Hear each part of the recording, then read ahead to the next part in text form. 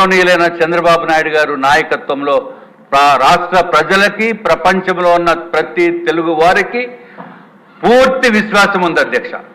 అట్లాగే ఇంకొక విషయం కూడా గౌరవ ముఖ్యమంత్రి గారి ద్వారా ప్రజలకి కూడా చెప్పవలసిన అవసరం ఉంది.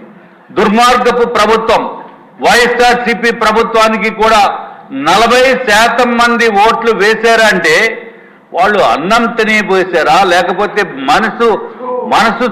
మనసుతోటి ఆలోచించి ఓటు వేశారా, ఏ విధంగా ఓటు వేశారా అనేది మాకైతే అర్థం కావటం లేదు అధ్యక్ష.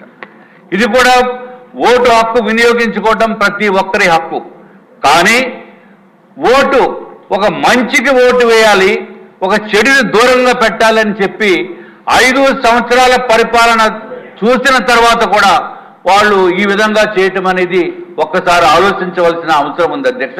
అది కూడా మీ ద్వారా గౌరవ ముఖ్యమంత్రి గారి ద్వారా రాష్ట్ర ప్రజలకి తెలియచేయవలసిన అవసరం ఉంది అధ్యక్ష.